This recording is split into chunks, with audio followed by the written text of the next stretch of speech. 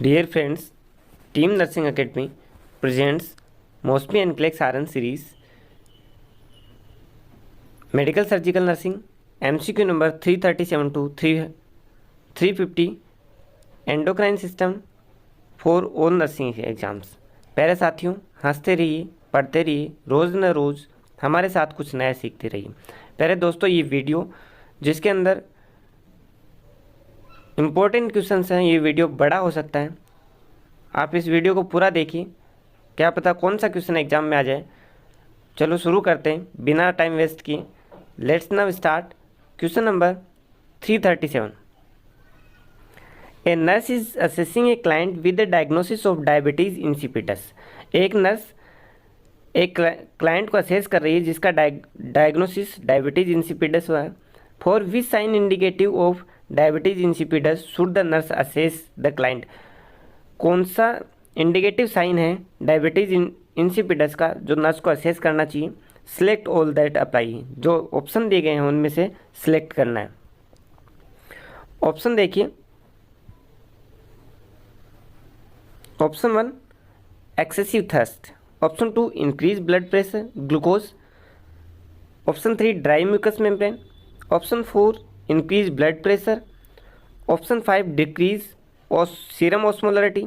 Option 6 decrease urine specific gravity. इन option में से कौन कौन से साइन हैं वो डायबिटीज़ इंसिपिडस को इंडिकेट कर रही हैं।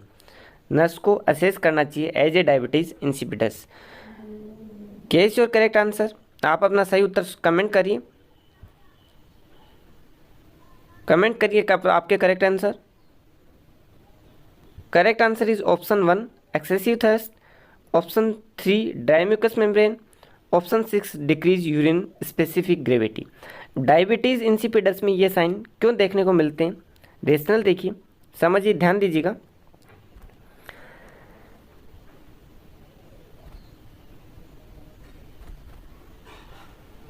N excessive fluid is lost through urination. Dehydration triggers the thirst response. क्या होता है, डायबिटीज़ इंसिपिडस के अंदर यूरिन ज़्यादा बाहर निकलता है। यूरिन बाहर निकलने के कारण, यूरिनेशन के कारण जो फ्लूइड लॉस है वो ज़्यादा होता है। जैसे ही फ्लूइड लॉस होगा, बॉडी के अंदर, ब्रेन के अंदर प्रेजेंट थर्स्ट रेस्पॉन्स को ट्रिगर करेगा डिहाइड्रेशन के कारण, जिसके कारण पेशेंट को एक्सेसिव थर्स्ट फील होगा। Diabetes insipidus is not a disorder of glucose metabolism. Blood glucose level are not affected. Diabetes mellitus affect the blood glucose metabolism. Diabetes insipidus के अंदर excessively directly glucose metabolism affect नहीं होता है। Diabetes जो mellitus, जो diabetes का दूसरा रूप है, उसके अंदर ग्लूकोज मेटाबॉलिज्म अफेक्ट होता है। An excessive fluid is lost through urination. Dehydration occur resulting in dry mucus membrane and poor skin turgor. क्या होता है, जैसे ही डायबिटीज़ इंसिपिडस होता है उसके कारण जो फ्लूइड है बॉडी का वो बाहर निकल जाता है, फ्लूइड यूरिन के द्वारा, जिसके कारण डिहाइड्रेशन होता है। डिहाइड्रेशन के कारण जो म्यूकस मेम्ब्रेन है बॉडी की वो ड्राई हो जाती है और जो स्किन है उसके अंदर ट्रिगर, उसका तनाव है वो कम हो जाता है। लॉस ऑफ फ्लूइड में decrease the blood pressure because fluid is lost from the intravascular compartment. Diabetes insipidus के दौरान जैसे यूरिन के द्वारा फ्लूइड लॉस हुआ, किसके द्वारा, यूरिन के द्वारा, तो ब्लड वेसल्स के अंदर भी फ्लूइड बाहर निकल जाएगा। ब्लड वेसल्स के अंदर, ये ब्लड वेसल्स है जो ये आर्टरी, इन पे प्रेशर बनाने का काम करती है, जिसे हम ब्लड प्रेशर बोलते हैं। इसके अंदर यदि फ्लूइड कम हो गया तो प्रेशर भी क्या हो जाएगा, डिक्रीज हो जाएगा, जो वेसल्स का कंपार्टमेंट है उसके कारण। तो ऑप्शन 2 क्या कर देंगे, ऑप्शन 4 एलिमिनेट कर देंगे। क्यों, क्योंकि इसके अंदर क्या दे रखा है, increase blood pressure. As fluid is lost from the intravascular compartment serum osmolarity increases not decreases. Option 5 क्या कह रहा है, decrease serum osmolarity. Serum osmolarity बढ़ेगी। ऑस्मोलरिटी का मतलब है उसका गाढ़ापन या पतलापन, उसका बहन, तो उसका बहाव। जैसे ही फ्लूइड बॉडी से बाहर चला गया तो उसके अंदर जो केमिकल्स हैं, बैलेंस है, फ्लूइड तो क्या हो जाएगा, कम, वाटर तो क्या हो जाएगा, कम हो जाएगा, बाकी आयंस क्या रह जाएंगे, ज़्यादा रह जाएंगे, जिसके कारण उसका सीरम ऑस्मोलरिटी क्या होगा, बढ़ेगा। ऑप्शन में क्या दे रखा है, डिक्रीज सीरम ऑस्मोलरिटी, तो हम क्या कर देंगे, इसको एलिमिनेट कर देंगे। Next, because water is not being reabsorbed urine is dilute resulting in low specific gravity. अब यूरिन पे क्या इफेक्ट पड़ेगा, यूरिन, जैसे यूरिन क्या आ रहा है, यूरिन के अंदर फ्लूइड ज़्यादा आ रहा है, तो यूरिन क्या हो गया, पतला हो गया, मतलब उसके अंदर फ्लूइड्स की अमाउंट ज़्यादा है, तो यूरिन की स्पेसिफिक ग्रेविटी क्या हो जाएगी, कम हो जाएगी। तो this one option is included. Next question है question number 338। A client is admitted with head injury, एक क्लाइंट है जो हेड इंजरी के साथ एडमिट हुआ है। The nurse identify that the client's urinary retention catheter is draining large amount of clear colourless urine. Nurse ने identify किया है कि क्लाइंट को यूरिनरी कैथेटर डला हुआ है, तो उसमें जो यूरिन है वो क्या है, क्लियर कलरलेस, और कलरलेस यूरिन लार्ज अमाउंट में है। What does the nurse identify as the most likely cause, nurse most likely cause क्या आइडेंटिफाई करेगी। ऑप्शन देखिए, option 1 increase serum glucose, serum glucose बढ़ जाएगा। Option 2 deficient renal perfusion, renal perfusion कम हो जाएगा। Option 3 inadequate ADS secretion, ADS secretion inadequate होगा। Option 4 excessive amount of IV fluid, IV fluid access ज़्यादा मात्रा में हो जाएगा। गेस योर करेक्ट आंसर, सही उत्तर सोचिए, कमेंट करिए अपना सही उत्तर। Correct answer is option 3 inadequate ADS secretion. Head injury के बाद पेशेंट को क्लियर कलरलेस यूरिन हो रहा है, तो उसका मोस्ट लाइकली कोज है कि उसका एडीएस सीक्रेशन है, एंटी डाययूरेटिक हार्मोन है, उसका सीक्रेशन कम हो गया। अब रेशनल देखिए, समझने के लिए ध्यान दीजिए। Deficient anti diuretic hormone ADS from the posterior pituitary result is diabetes insipidus. क्या है, सपोज ये पिट्यूटरी ग्लैंड है, क्या है, पिट्यूटरी ग्लैंड। जैसे ही हेड इंजरी हुई, हेड इंजरी हुई तो पिट्यूटरी ग्लैंड पे क्या हुआ, ट्रॉमा हुआ। ट्रॉमा के कारण जो पिट्यूटरी ग्लैंड की जो हार्मोन सीक्रेट कर रहे थे वो कम सीक्रेट होना शुरू हो गए। जैसे ही हमने मान लिया कि एडीएच, क्वेश्चन की कंडीशन कह रही है कि एडीएच हार्मोन है वो भी डिफिशिएट हो गया है, तो एडीएच हार्मोन डिफिशिएट होने के कारण पोस्टीरियर पिट्यूटरी ग्लैंड के कारण क्या होगा, क्वेश्चन में दे रहा है कि क्लियर कलरलेस यूरिन, तो वो किस बात का इंडिकेशन है कि उस क्लाइंट को डायबिटीज़ इंसिपिडस डेवलप हुआ है, और उसका मुख्य कारण क्या है, एंटी डाययूरेटिक हार्मोन का कम सीक्रेट होना। This can be caused by head trauma, water is not conserved by the body and excessive amount of urine are produce. उस कंडीशन के अंदर क्या होता है, जो बॉडी का वाटर है, बॉडी के अंदर वाटर का अवशोषण कम हो जाता है और यूरिन ज़्यादा आने लगता है।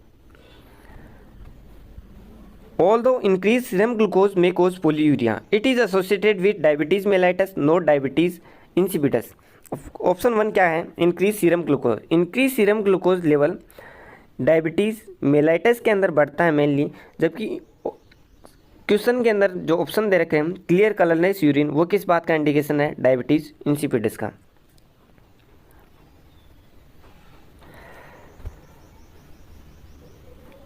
इनएफेक्टिव renal perfusion will cause decrease urine output, urine production. Ineffective renal perfusion का मतलब क्या हुआ, ऑप्शन 2 है, क्या है, जैसे ही जो किडनीज हैं उनके अंदर ब्लड का परफ्यूजन कम होगा, रीनल परफ्यूजन कम होगा तो यूरिन आउटपुट भी कम प्रोड्यूस होगा, क्योंकि किडनी प्रॉपर काम नहीं करेगी। उस कंडीशन में के अंदर क्लाइंट को यूरिन प्रोडक्शन डिक्रीज होगा। While excessive amount of IV fluid may cause dilute urine, it is unlikely that a client with head trauma will be receiving excess fluid because of the danger of increased intracranial pressure. Next question है question number 339।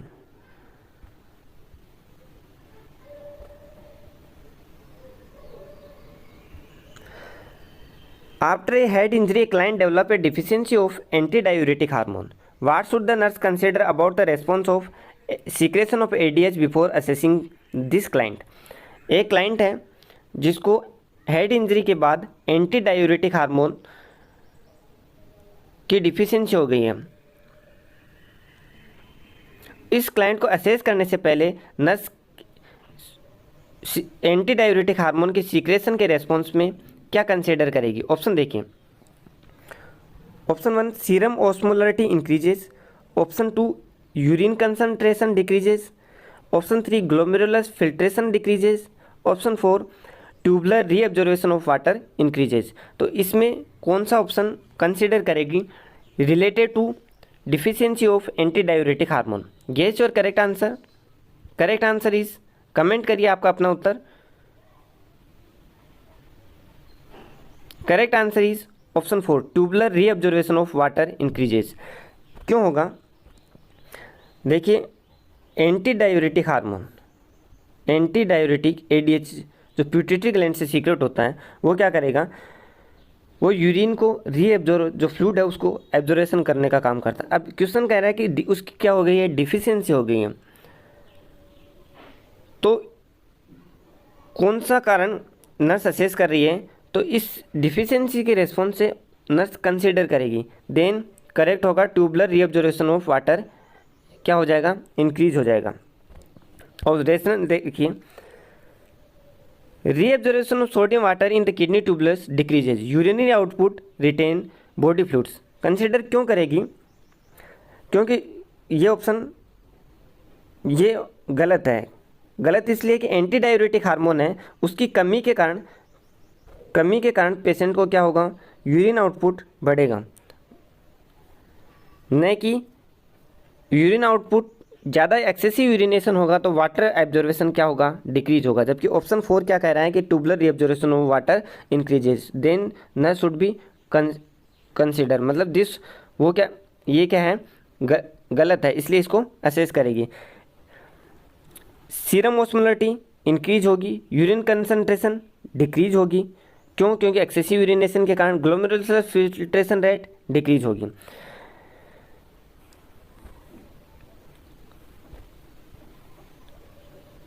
There is no effect of filtration with ADH. ADH का filtration पे कोई effect नहीं पड़ता। ADH increase reabsorption in the tubules. ADH hormone क्या करता है? Mainly जो किडनीज के अंदर रीअब्जॉर्वेशन होता है, जो फिल्ट्रेशन के बाद जो वाटर और सोडियम का रीअब्जॉर्वेशन होता है, उसी पे इफेक्ट करता है। फिल्ट्रेशन पे एडीएच का कोई इफेक्ट नहीं होता। नेक्स्ट है question number 340। After surgical clipping of cerebral aneurysm, the client developed the syndrome of inappropriate secretion of antidiuretic hormone. एक क्लाइंट है जिसका सेरिब्रल एन्यूरिज्म क्या किया है? क्लिप किया है। तो उसके बाद कारण क्लाइंट को syndrome of inappropriate secretion of एंटीडायूरेटिक hormone SAIDH develop हो गया है। For which manifestation of excessive level of एंटीडायूरेटिक hormone should the nurse assess the client? इस क्लाइंट की इस कंडीशन के अंदर जो क्लाइंट का एंटी डायूरेटिक हार्मोन एक्सेस हुआ है, तो नर्स को क्या क्या मैनिफेस्टेशन या क्या क्लिनिकल मैनिफेस्टेशन असेस करने चाहिए? सिलेक्ट ऑल अप्लाई, जो ऑप्शन दिए हैं उनमें से हमें सिलेक्ट करना है। ऑप्शन 1 है polyuria, option 2 weight gain, option 3 hypotension, option 4 hyponatremia, option 5 decrease specific gravity. Then question कह रहा है कि SAIDH की कंडीशन में, डायरेक्ट क्वेश्चन ये कह रहा है SAIDH के कंडीशन के अंदर जिसमें एंटी डायूरेटिक हार्मोन का एक्सेसिव रिलीज होता है, उस कंडीशन के अंदर क्लाइंट को कौन कौन से क्लिनिकल मैनिफेस्टेशन होंगे? मींस ADH की एक्सेसिव रिलीज के दौरान क्लाइंट को कौन कौन से लक्षण दिखाई देंगे? Guess your correct answer.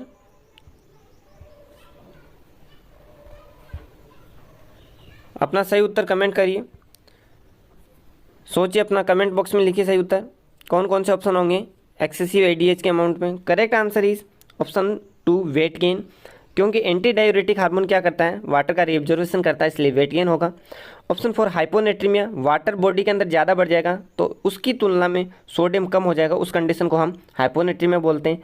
Rational देखिए, समझने के लिए रेशनल देखिए, Oliguria, not polyuria, occur as antidiuretic hormone act on nephrons to cause water to be reabsorbed from the glomerulus filtrate. जैसे ये किडनीज हैं, किडनीज के अंदर एंटी डायूरेटिक हार्मोन क्या हो गया है, एक्सेस हो गया है, तो ये क्या करेगा, वाटर का रीएब्जॉर्प्शन कर देगा।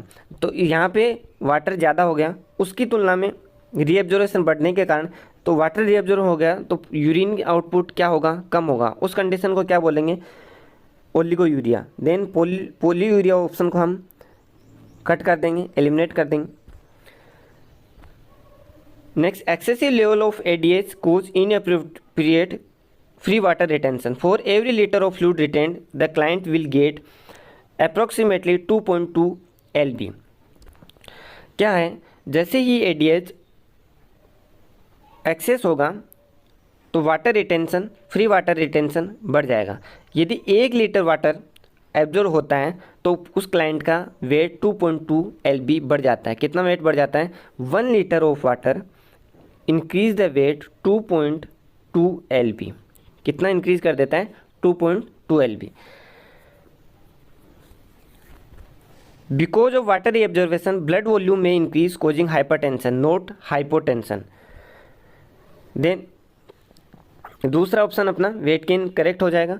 हाइपोटेंशन एलिमिनेट करेंगे, क्यों करेंगे, वाटर बॉडी के अंदर क्या हो रहा है, एब्जॉर्ब हो रहा है, जिससे वेसल्स इंट्रावेस्कुलर कंपार्टमेंट में भी वाटर बढ़ेगा, 2 वेसल्स पे प्रेशर लगाएगा, जिसके कारण उसका ब्लड प्रेशर बढ़ेगा। ऑप्शन में क्या दे रखा है, ब्लड प्रेशर बढ़ने को हम क्या कहते हैं, हाइपरटेंशन। हाइपरटेंशन ऑप्शन में क्या दे रखा है, हाइपोटेंशन, तो इसको हम एलिमिनेट कर देंगे। Next, free water retention result in hypoosmolar state will dilution hyponatraemia. Hyponatraemia क्यों करेक्ट होगा, ये ब्लड वेसल्स हैं, इसके अंदर वाटर रिटेंशन ज़्यादा होगा, उसकी तुलना में नॉर्मल कंडीशन के अंदर तो सोडियम की अमाउंट थी वो क्या रह जाएगी, कम रह जाएगी। उस कंडीशन को हम क्या बोलते हैं, हाइपोनेट्रीमिया। यदि फ्लूइड रिटेंशन के कारण हाइपोनेट्रीमिया हो रहा है तो this condition is known as dilution hyponatremia. This increase note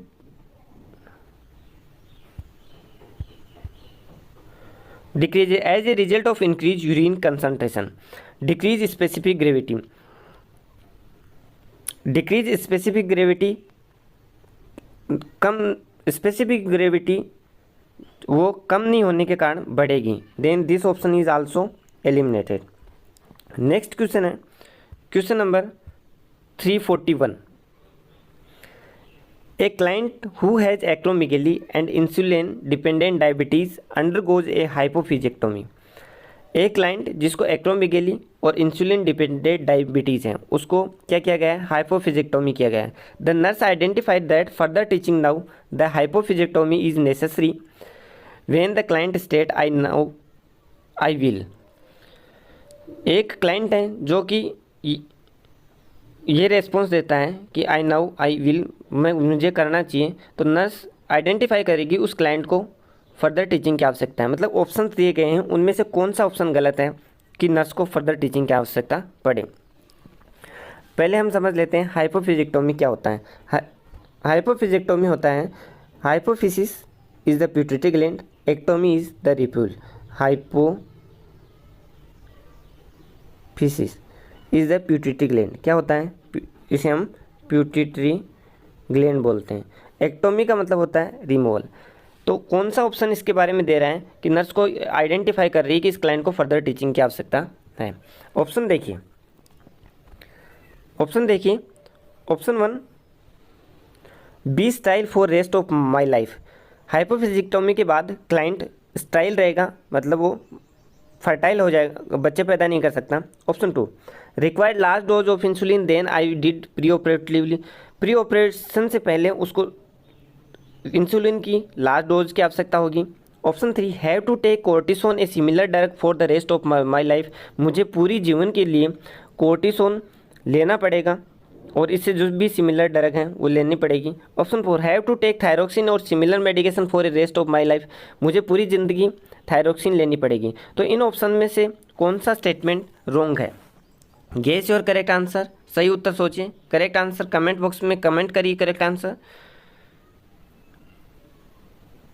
correct answer is option 2, required large doses of insulin then I did preoperative. मुझे ऑपरेशन से पहले, हाइपोफिजिक्टोमी से पहले लार्ज डोज की इंसुलिन की आवश्यकता होगी। ये स्टेटमेंट करेक्ट है। तो इस कंडीशन के अंदर उसको फर्दर टीचिंग की आवश्यकता होगी। रेशनल देखिए, समझने के लिए ध्यान दीजिए। हाइपोफिसिस, जिसे हम पिट्यूटरी ग्लैंड भी जानते हैं के नाम से, does not directly regulate the insulin release. जो पिट्यूटरी ग्लैंड है वो इंसुलिन रिलीज को डायरेक्ट कंट्रोल नहीं करती। This is control by serum glucose level. ये सीरम जो ग्लूकोज है, इंसुलिन लेवल है, वो इंसुलिन का सीक्रेशन सीरम ग्लूकोज लेवल के ऊपर डिपेंड करता है। Because somatotropin release will stop after the hypophysectomy. Hypophysectomy pituitary gland के हटा देने के बाद सोमेटोट्रोपिन जो हार्मोन है उसका रिलीज सीक्रेशन रुक जाता है। क्यों? क्योंकि जो ऑर्गन था, जिसका काम था, उसको हमने हटा दिया। And elevation of blood glucose level, और ब्लड ग्लूकोज लेवल बढ़ जाता है। Caused by somatotropin will also stop. तो इस कंडीशन के अंदर उसको स्टेटमेंट गलत क्यों है? क्योंकि जो पिट्यूटरी ग्लैंड था उसको हमने क्या कर दिया, हाइपोफिजिक्टोमी के द्वारा रिमूव कर दिया। अब ब्लड ग्लूकोज पे इंसुलिन सीक्रेशन जो पिट्यूटरी ग्लैंड है वो डायरेक्ट रेगुलेट नहीं करती, उसका सीक्रेशन पेंक्रियाज के द्वारा होता है।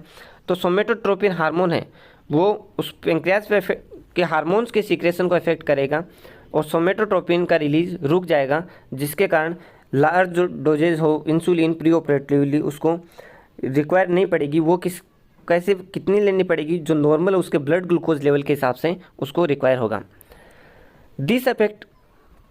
This effect may expected after hypophysiectomy because follicle stimulating hormone and its releasing factor will no longer be present to the stimulate spermatogenesis। अब option 1 be style for the rest of my life correct क्यों है?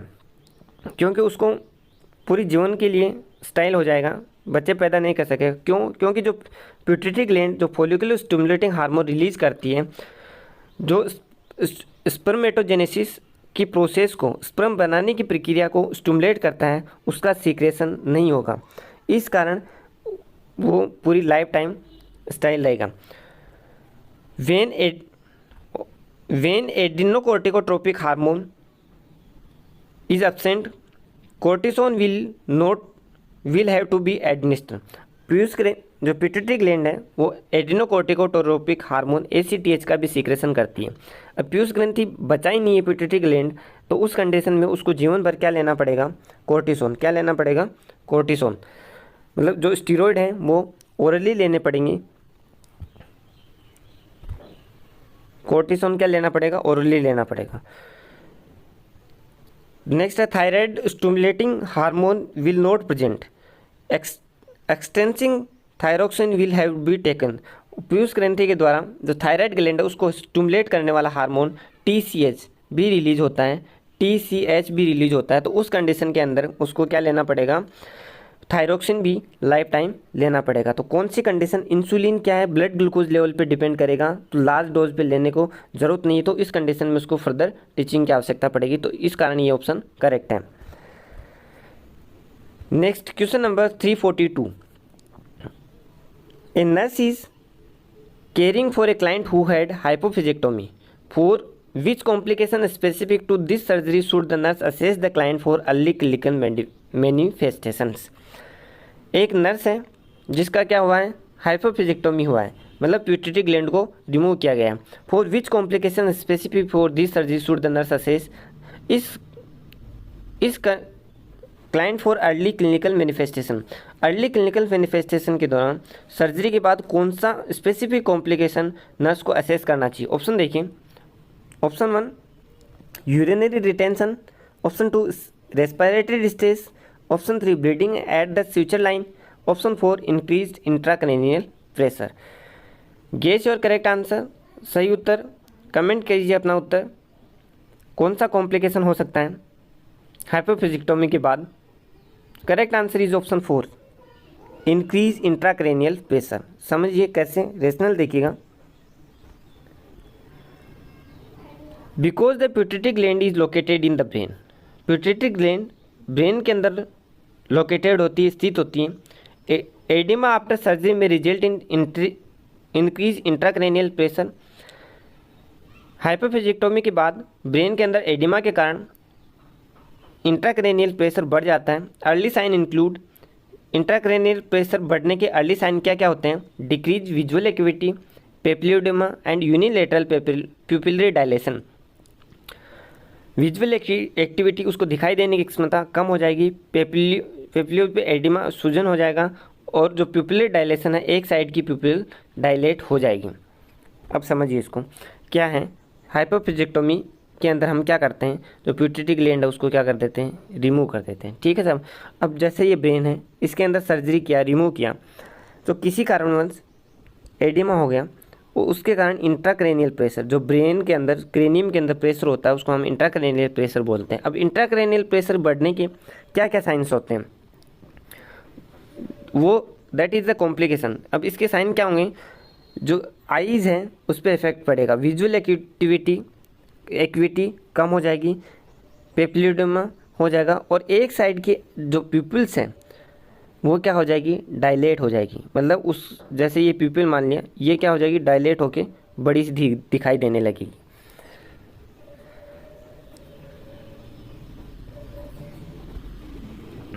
Urinary retention में follow any surgery because of the effect of anaesthesia and is not a specific occurrence following cranial surgery. जो option 1 है urinary retention का, वो किसी भी anaesthesia वाली कंडीशन में हो सकता है। वो ये urinary retention that is the effect of anaesthesia, it is the not specifically effect of hypophysectomy. Respiratory distress is a later not early sign of increase intracranial pressure. Respiratory distress क्या है? Intracranial pressure का बढ़ने का late sign है। This is decompensated response indicated by altered respiratory pattern, decreased respiratory rate and finally respiratory arrest।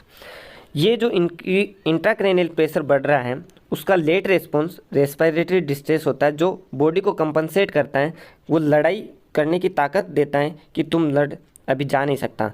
और last के अंदर ये कब तक चलती रहती है लड़ाई? जब तक कि रेस्पिरेटरी अरेस्ट नहीं हो जाता। This occurs because of increasing pressure on the medulla oblongata. ये किस कंडीशन में होगा? जो ब्रेन के अंदर मेडुला ऑब्लांगेटा है उसके अंदर यदि उसके ऊपर प्रेशर बढ़ गया, इंट्राक्रैनियल प्रेशर बढ़ने के कारण, तो उस कंडीशन में रेस्पिरेटरी डिस्ट्रेस होना शुरू हो जाएगा। Bleeding at the suture line में occur with any injury, not just a hypophysectomy. Bleeding suture line पे ब्रेन की कोई भी सर्जरी में हो सकता है, पर्टिकुलरली हाइपोफिजिक्टोमी से रिलेटेड नहीं है। नेक्स्ट क्वेश्चन है क्वेश्चन नंबर 343। क्वेश्चन क्या कह रहा है? Which information from the client's history does the nurse identify as a risk factor for developing osteoporosis. एक क्लाइंट है, उसकी हिस्ट्री ली गई है, कौन सा रिस्क फैक्टर है वो इंडिकेट करेगा कि उसको ऑस्टियोपोरोसिस डेवलप होने का इंडिकेशन है। आइडेंटिफाई करो। ऑप्शन देखिए। Option 1 receive long term steroid therapy. Option 2 has a history of hypoparathyroidism. Option 3 engage in strenuous physical activity. Option 4 consume high dose of hormone oestrogen.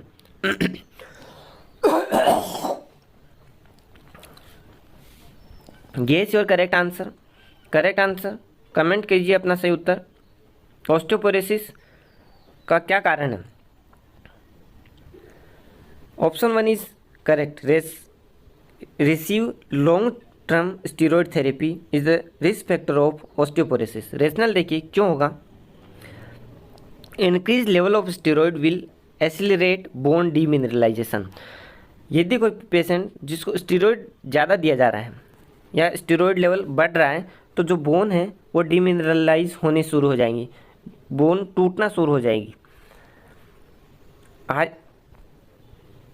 हाइपरपैराथायरॉयडिज्म, option 2 क्या कह रहा है? Has a history of hypoparathyroidism.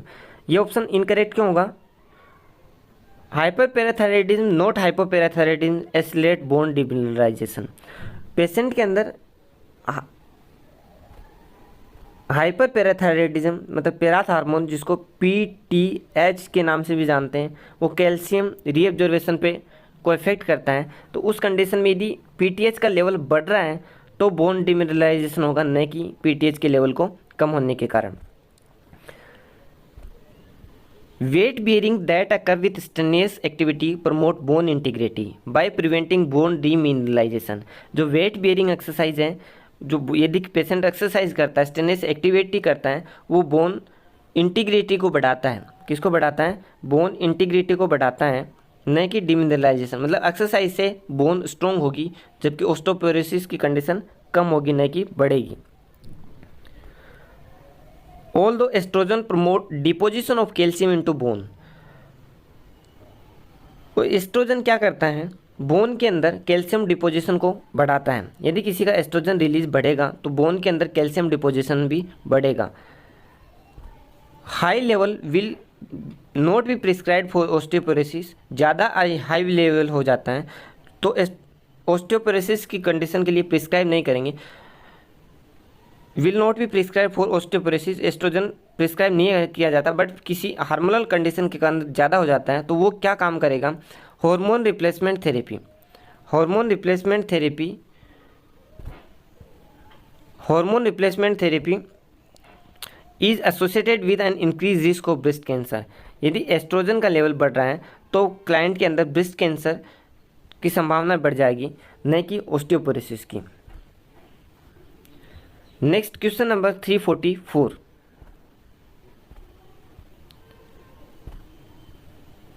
A nurse is caring for two client newly diagnose with diabetes. दो client हैं जिनका अभी भी diagnose हुआ है डायबिटीज से। One client has type 1 diabetes, एक क्लाइंट को टाइप 1 डायबिटीज है, and other client has type 2 diabetes, दूसरे क्लाइंट को टाइप 2 डायबिटीज है। The nurse determine that the main difference between newly diagnose type 1 and type 2 diabetes is the type 1 diabetes. Nurse determine क्या करेगी कि type 1 और type 2 diabetes में main difference क्या है। इसकी की टाइप 1 डायबिटीज़ होती है, मतलब टाइप 1 और टाइप 2 डायबिटीज़ का मेन डिफरेंस बताना है, उसकी तुलना में टाइप 1 डायबिटीज़ में क्या प्रेजेंट रहेगा। ऑप्शन देखिए। Option 1, onset of the disease is slow. Type 1 diabetes disease slow होती है। Option 2, excessive weight is contributing factor. Weight बढ़ना डायबिटीज़ 1 का कॉन्ट्रीब्यूटिंग फैक्टर है। Option 3, complication are not present at the time of diagnosis. Option 4, treatment involve diet, exercise and oral medication. Diabetes 1 के अंदर के treatment के लिए डाइट, एक्सरसाइज और oral medication involve करते हैं। Guess your correct answer. सही उत्तर सोचिए। करेक्ट आंसर इज, कमेंट कीजिए अपना सही उत्तर। Correct answer is option 4, treatment involve diet, exercise and oral medication. Rationale देखिए।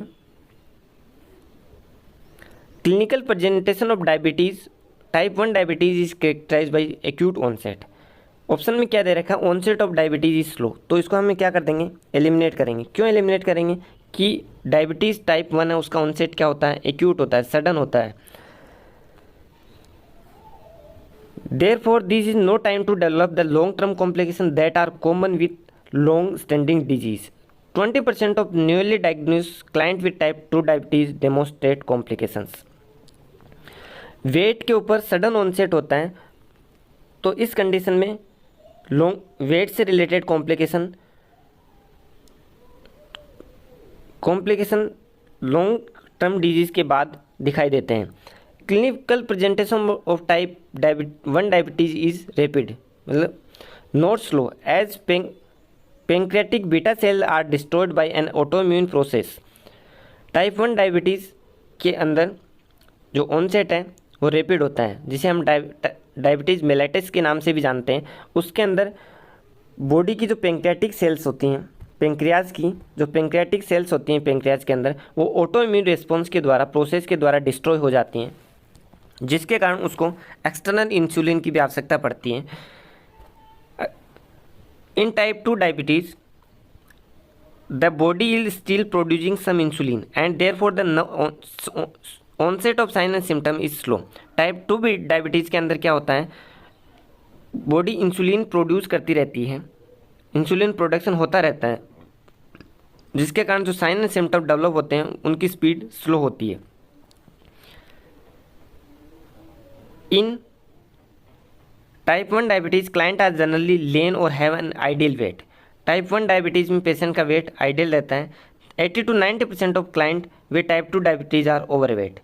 टाइप 2 डायबिटीज़ के अंदर 90% क्लाइंट ओवरवेट होते हैं। Type 1 diabetes require diet control. Type 1 diabetes के ट्रीटमेंट के लिए डाइट कंट्रोल, एक्सरसाइज और सबक्यूटेनियस एडमिनिस्ट्रेशन ऑफ इंसुलिन की आवश्यकता पड़ती है, नॉट ओरल मेडिकेशन।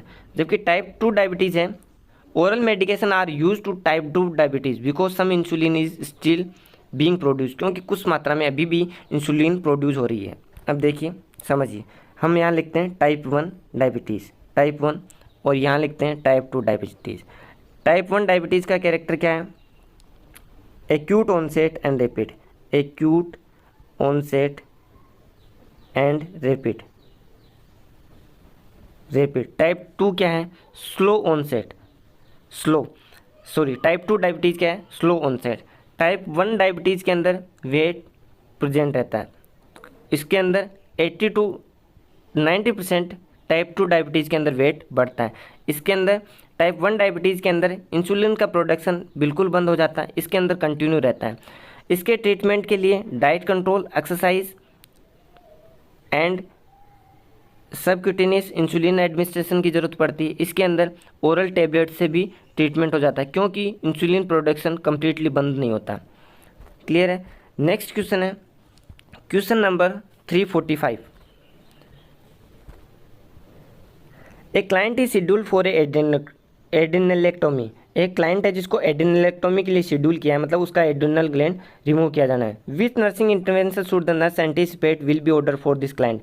कौन सा नर्सिंग इंटरवेंशन नर्स एक्सपेक्ट करेगी इस क्लाइंट के लिए जो ऑर्डर किया गया है? ऑप्शन देखिए।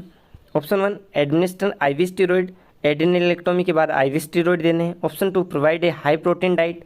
Option 3 collect a 24 urine specimen. Option 4 withhold all medications for 48 hours. Guess your correct answer.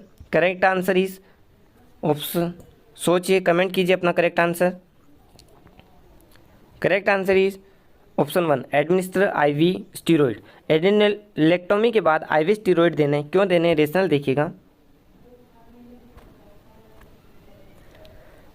Steroid therapy usually is instituted preoperatively and continuously intraoperatively to prepare for the client acute adrenal insufficiency that follows surgery। एडिनलेक्टोमी का मतलब है adrenal gland को क्या कर देना, remove कर देना। जब भी एडिनल ग्लैंड को हम रिमूव करते हैं सर्जरी के दौरान, तो अचानक से रिमूव करने के बाद जो एडिनल ग्लैंड से हार्मोन सिक्रेट होता है उसकी क्या हो जाती है? कमी हो जाती है। जो उसका काम है वो सिक्रेशन कम हो जाता है, जिसके कारण एडिनल इनसफिशिएंसी डेवलप हो सकती है। तो इसके लिए, इसको रोकने के लिए कंटिन्यू क्या करना है? स्टीरॉयड थेरेपी पेशेंट को देना है। Diet must apply ample, not high protein and potassium. However it must be low in calorie, carbohydrate and sodium to promote weight loss and reduce fluid retention. जो adrenalectomy के बाद जो client है उसके अंदर क्या होगा? वेट बढ़ जाएगा। तो उस कंडीशन में हमारी प्रायोरिटी रहेगी कि वेट लॉस और फ्लूइड रिटेंशन जो बढ़ रहा है उसको कम किया जाए। तो उस कंडीशन के लिए डाइट नॉर्मल डाइट या अच्छी डाइट देंगे, न कि हाई प्रोटीन और पोटेशियम डाइट की आवश्यकता नहीं पड़ेगी। उस कंडीशन कौन सी diet? Low calorie, carbohydrate and sodium diet की आवश्यकता पड़ेगी। 24 hour urine specimen is unnecessary.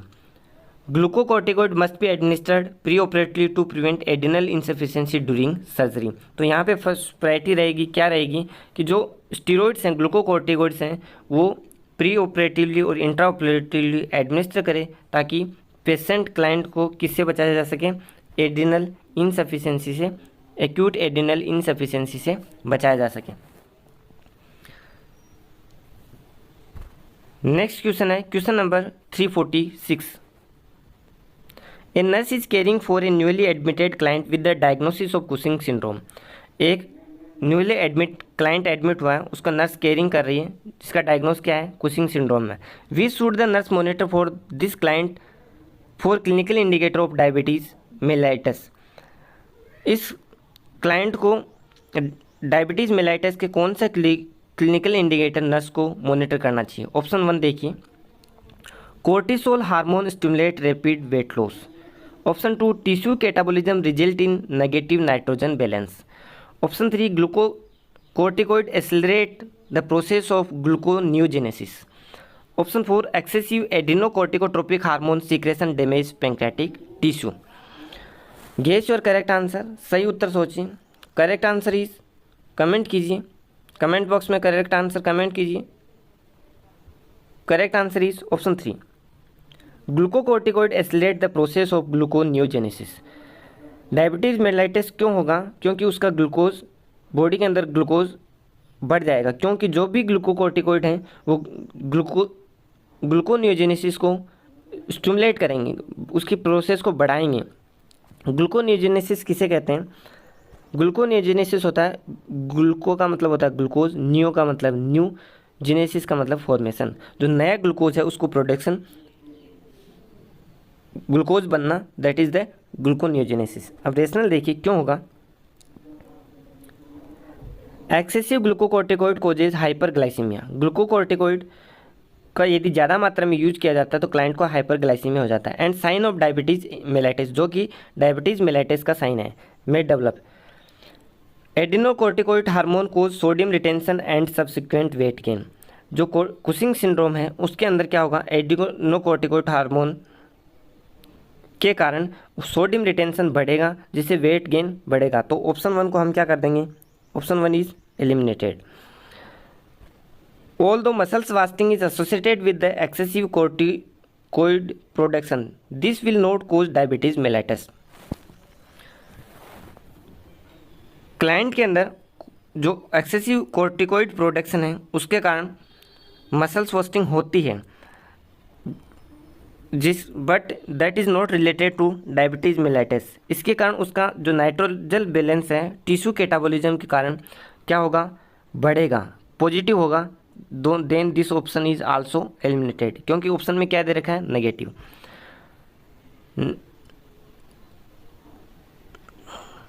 Next, adrenocorticotropic hormone affect the adrenal cortex not the pancreas. Adrenocorticoid hormone है वो किसको? एडिनल कोर्टेक्स को अफेक्ट करेंगे। किसको अफेक्ट करेंगे? एडिनल कोर्टिकोइड को अफेक्ट करेंगे, न कि पेंक्रियास को। Option 4 should be eliminated. तो करेक्ट आंसर क्या हुआ हमारा? ग्लूकोस्टेरॉइड क्या करते हैं? जो ग्लूकोज, नए ग्लूकोज मॉलिक्यूल बनने की प्रोसेस है उसको बढ़ा देते हैं। नेक्स्ट क्वेश्चन है क्वेश्चन नंबर 347। क्वेश्चन देखिए, ए nurse is caring for A client with the diagnosis of Cushing syndrome. एक नर्स है जो क्लाइंट को कुशिंग सिंड्रोम के डायग्नोसिस हुआ उससे केयर कर रही है। What is the most common cause of Cushing syndrome that the nurse should consider before assessing the client for physiological response.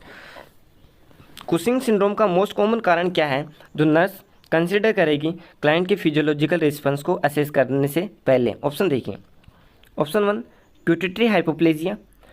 Option 2, hyperplasia of adrenal cortex. Option 3, deprivation of adrenocorticoid cortical hormones. Option 4, insufficient adrenocorticotropic hormone production. तो कौन सा physiological response consider करेगी Cushing syndrome के most common cause से related? Guess your correct answer, comment करिए अपना सही उत्तर। Correct answer is option 2, hyperplasia of adrenal cortex is the most common cause of Cushing syndrome. Rationale देखिए, hyperplasia of adrenal cortex lead to increase secretion of cortical hormone which cause sign of Cushing syndrome. क्या होता है hyperplasia का मतलब समझते हैं। पहले दो टर्म समझिए, hyperplasia and hypoplasia. Hyperplasia, hyper का मतलब होता है ज़्यादा, प्लेजिया का मतलब है सेल्स का बढ़ना। किसी भी ऑर्गन या टिश्यूज़ के अंदर, किसी भी ऑर्गन या टिश्यूज़ के अंदर सेल्स क्या हो जाती हैं? बढ़ जाती हैं। जिसके अंदर सेल का प्रोडक्शन बढ़ जाता है जैसे तो उस ऑर्गन की साइज़ भी क्या हो जाती है, बड़ी हो जाती है। जैसे ही एड्रेनल कॉर्टेक्स के अंदर हाइपरप्लेजिया होगा, उसकी साइज़ बढ़ेगी तो उसका जो हार्मोन्स प्रोडक्शन है वो भी क्या हो जाएगा, बढ़ जाएगा। हार्मोन कौन सा प्रोड्यूस करती है, corticosteroid, then corticosteroid production will increase, जो जिसके कारण कुशिंग सिंड्रोम के अंदर के साइन डेवलप होंगे। कुशिंग सिंड्रोम के अंदर क्या होता है, जो कॉर्टिकोस्टेरॉइड्स हैं वो बढ़ जाते हैं। उसका ट्रीटमेंट याद रखने के लिए हमें एक याद रखना है, क्या करना है, कुश करना है, मतलब जो हार्मोन बढ़ गए हैं उसको कुश करना है। इससे जस्ट अपोजिट होती है एडिशन डिजीज़। क्या होती है, एडिशन डिजीज़ होती है जिसके अंदर क्या होता है कि जो कॉर्टिकोस्टेरॉइड है उनका सीक्रेशन कम हो जाता है, तो उस कंडीशन में हमें क्या करना पड़ता है, वो हार्मोन ऐड करने पड़ते हैं। Malfunction of the pituitary will result of Simmonds disease. यदि पिट्यूटरी ग्लैंड काम नहीं कर रही है तो उस कंडीशन के अंदर उसका हार्मोन प्रोडक्शन कम हो जाता है, जिसे हम हाइपो की कंडीशन बोलेंगे। और उस डेवलप कंडीशन को किसके नाम से जानते हैं, सिमोन्स डिजीज या पेन हाइपोपिट्यूटरिज्म के नाम से जानते हैं। पेन का मतलब होता है कंप्लीट, हाइपो का मतलब होता है कम सीक्रेशन, पिट्यूटरिज्म का मतलब पिट्यूटरी ग्लैंड के जो हार्मोन है उनका कम सीक्रेशन होना। This one is also known as Simmonds disease. But ये किससे रिलेटेड है, पिट्यूटरी ग्लैंड के अंदर यदि कम हो तो। यदि एड्रिनल कॉर्टेक्स या एड्रिनल ग्लैंड के अंदर कम सीक्रेशन हो तो उस कंडीशन को क्या बोलेंगे, उस condition that is known as Addison disease. बस इसका हिंट क्या है याद रखने के लिए, एडिशन डिजीज के अंदर हमेशा हम ऐड करेंगे, क्या करेंगे, ऐड करेंगे। मतलब इसकी कंडीशन के अंदर जो स्टीरॉइड्स, जो हार्मोन्स हैं, स्टीरॉइड हैं, वो क्या है, डिक्रीज हो रहे हैं। कुशिंग सिंड्रोम के अंदर हमेशा हमें कुश करना है, मतलब उसमें अंदर ज़्यादा सीक्रेट हो रहा है, उसको हमें दबाना है, कुश करना है। ठीक है, क्लियर है। नेक्स्ट है Cushing syndrome result from excessive cortical hormone. Cushing syndrome के अंदर जो कॉर्टिकोस्टेरॉइड है, एड्रेनोकॉर्टिकोस्टेरॉइड हार्मोन है, उनका ज़्यादा रिलीज होता है। तो ऑप्शन थर्ड क्या कर देंगे, option third also eliminated. Hypoplasia, pituitary hypoplasia भी एलिमिनेट कर देंगे। उस कंडीशन को क्या बोलते हैं, पेन हाइपोपिट्यूटरिज्म या सिमोन्स डिजीज बोलते हैं। Adrenocorticoid hormone stimulate production of adrenal hormones. और एड्रेनोकॉर्टिकोस्टेरॉइड हार्मोन किससे रिलीज होता है, एड्रेनल ग्लैंड से रिलीज होता है, उसका प्रोडक्शन बढ़ जाएगा। तो जबकि ऑप्शन में क्या दे रखा है, इनसफिशिएंट एड्रेनोकॉर्टिकोइड हार्मोन प्रोडक्शन, तो इसको भी हम एलिमिनेट कर देंगे। ये इसका इनसफिशिएंट एड्रेनोकॉर्टिकोइड प्रोडक्शन है वो किसको इंडिकेट कर रहा है, एडिशन डिजीज, मतलब इसकी कमी को इंडिकेट कर रहा है।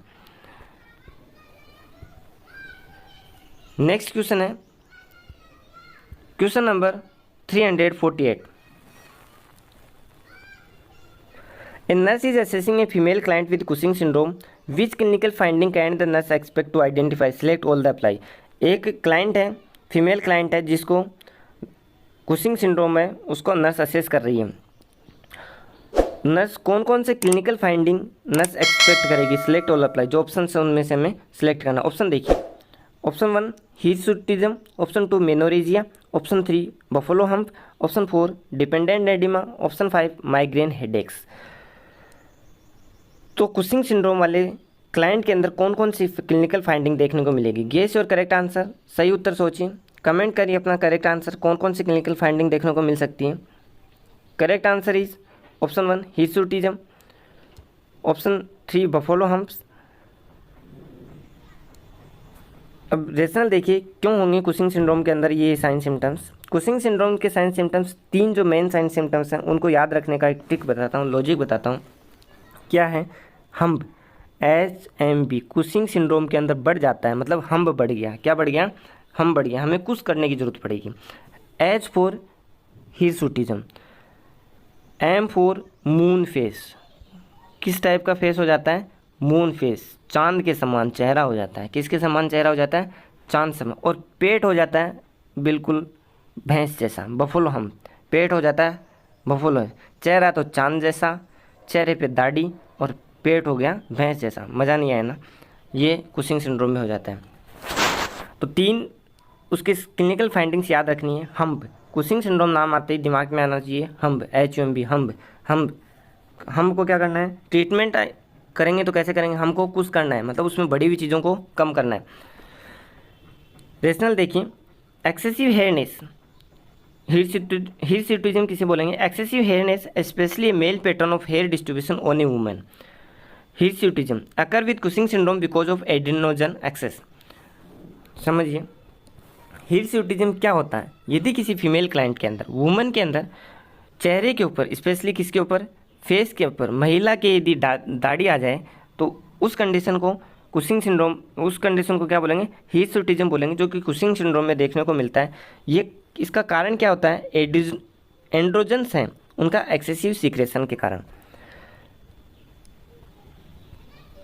Menorrhagia excessive menstrual bleeding does not occur. Menses may cease or be scanty because of विरिलाइजेशन।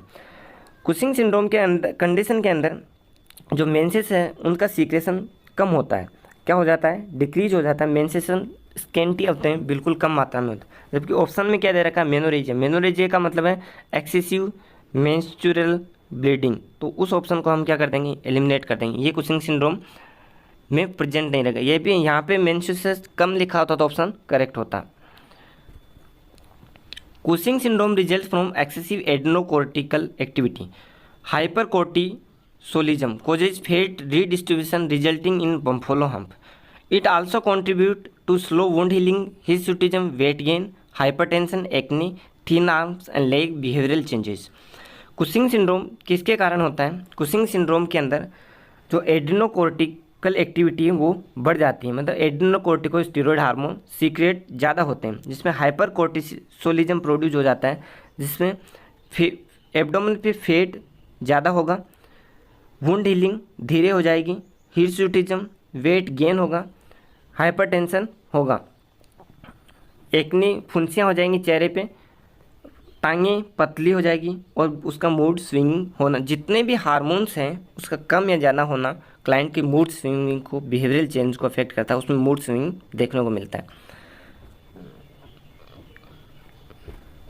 Oedema does not occur expect when severe heart failure present. यदि क्लाइंट है उसके अंदर हार्ट फेलियर की कंडीशन प्रेजेंट नहीं है तो उस कंडीशन तक कुशिंग सिंड्रोम में एडिमा प्रेजेंट नहीं रहेगा। तो ऑप्शन 4 को भी क्या कर देंगे? एलिमिनेट कर देंगे। Headache does not occur with this syndrome. Cushing syndrome के साथ माइग्रेन हेडेक भी देखने को नहीं मिलता है। This one is the eliminate. तो कुशिंग सिंड्रोम के अंदर कौन से सिम्टम्स? क्लिनिकल फाइंडिंग HMB हम्ब क्लियर है। हिरसुटिज्म, महिला के अंदर चेहरे पे दाढ़ी आना, मेल में तो पता नहीं चलेगा। मून फेस, चांद जैसा चेहरा हो जाएगा, चमक आ जाएगी, बट किसी काम का नहीं क्योंकि उस पर दाढ़ी आ जाती है। बफेलो हम्प्स, पेट पे फैट का डिस्ट्रीब्यूशन बढ़ जाता है, भैंस के समान उसका पेट हो जाता है, ऐसा चांद जैसा चेहरा किसी काम का नहीं है। नेक्स्ट क्वेश्चन देखिए, question number 349। Which clinical indicator can the nurse expect when assessing a client with Cushing syndrome? Select all that apply. कौन से क्लिनिकल इंडिकेटर नर्स एक्सपेक्ट करेगी क्लाइंट को कुशिंग सिंड्रोम के साथ? ऑप्शन सेलेक्ट करें। Option 1 lability of mood, mood change होना। Slow wound healing धीरे हो जाती है। A decrease in the growth of hair. Option 4 ectomorphism with moon face. Option 5 and increase resistance to breathing. Guess your correct answer. Correct answer comment करिए। Correct answer, correct answer is option 1 lability of mood. Option 2 slow wound healing. Rationale देखिए, मतलब Cushing syndrome के अंदर कौन कौन से clinical indicator देखने को, इससे लास्ट वाला क्वेश्चन में मैंने एक्सप्लेन किया आपको, दोबारा पढ़ लेते हैं। किताब की भाषा क्या करिए। Excessive adrenocorticoid steroid cause emotional lability, euphoria and साइकोसिस। जब एड्रेनोकोर्टिकोइड हार्मोन बढ़ जाते हैं तो क्लाइंट के अंदर इमोशनल लाइबिलिटी, यूफोरिया और साइकोसिस की कंडीशन डेवलप हो जाती है। Hypercortisolism impair the inflammatory response, slow wound healing. Hypercortisolism है, एड्रेनोकोर्टिकोइड बढ़ने की कंडीशन वुंड हीलिंग को स्लो करती है। Increase secretion of androgen result in hirsutism. Client के पेशेंट के चेहरे पे बाल बढ़ जाते हैं, ग्रोथ ऑफ हेयर्स बढ़ जाती हैं, जिस कंडीशंस को हम हिरसुटिज्म के नाम से जानते हैं। फीमेल के चेहरे पे बाल आ जाते हैं जिसे हिरसुटिज्म बोलते हैं। ये क्यों होता है? जो एड्रेनोजन्स हैं, मेल जो एड्रेनोजन हार्मोन है उसके एक्सेसिव सीक्रेशन के कारण होता है। Although a moon face is associated with corticosteroid therapy, जो कुशिंग सिंड्रोम है उसके अंदर मून फेस देखने को मिलता है, but ectomorphism is a term to a tall thin genetically determined body type and is unrelated to Cushing syndrome. But Cushing syndrome के अंदर जो इकोमॉर्फिज्म है, एक्टोमॉर्फिज्म है, एक्टोमॉर्फिज्म किसे कहते हैं, वो कंडीशन जिसके अंदर क्लाइंट लंबा पतला, ये जेनेटिक कंडीशन पे डिपेंड करता है, जिसका कुशिंग सिंड्रोम से रिलेशन नहीं है। Option 5, there is increase bruising because capillary fragility result in multiple ecchymotic areas.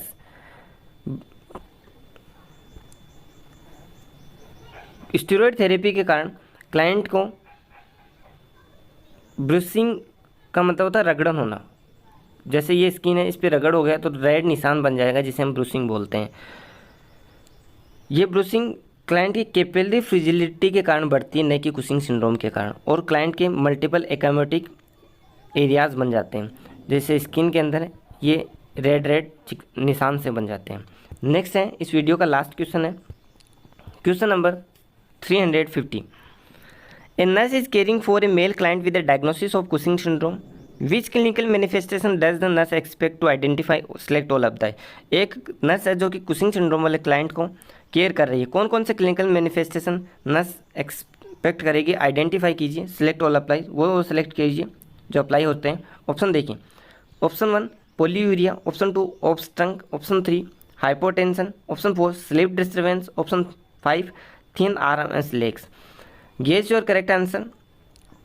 Correct answer comment कीजिए अपने कमेंट बॉक्स में। कुशिंग सिंड्रोम में हमेशा याद रखना है कि बढ़ता है, कुछ करना पड़ता है हमें। Correct answer option 1 obese trunk, बढ़ जो ऑप्शन में बढ़ा हुआ दिखाई दे रहा है उसको हम सेलेक्ट कर लेंगे। ओबेस ट्रंक, ट्रंक मतलब क्या है, मोटा हो गया, बढ़ रहा है। स्लीप डिस्टर्बेंस, जितने भी स्टेरॉयड हार्मोन है उसमें मूड स्विंग स्लीप डिस्टर्बेंस देखने को मिलेगा, तो फोर्थ ऑप्शन करेक्ट हो गया। रेशनल देखिए, थिन आर्म एंड लेग्स, पेट मोटा और टांगें पतली होती हैं। एक टर्म बताई थी मैंने हम्ब, कुशिंग सिंड्रोम में क्या याद रखना है, हम्ब। रेशनल देखिए, polyuria is associated with diabetes mellitus and primary aldosteronism, not Cushing syndrome. Polyuria किस कंडीशन में देखने को मिलता है, डायबिटीज मेलाइटस वाली कंडीशन में डिपेंड मिलता है, और प्राइमरी एल्डोस्टेरोनिज्म में देखने को मिलता है, कुशिंग सिंड्रोम में नहीं होता, तो इस ऑप्शन को हम क्या कर देंगे, एलिमिनेट कर देंगे। Obesity is caused by the over production of adrenal cortisol hormone associated with Cushing syndrome. Abdomen trunk है जो बफेलो हम्प है उसका ट्रंक बढ़ा हुआ है, ये कुशिंग सिंड्रोम में प्रेजेंट रहेगा।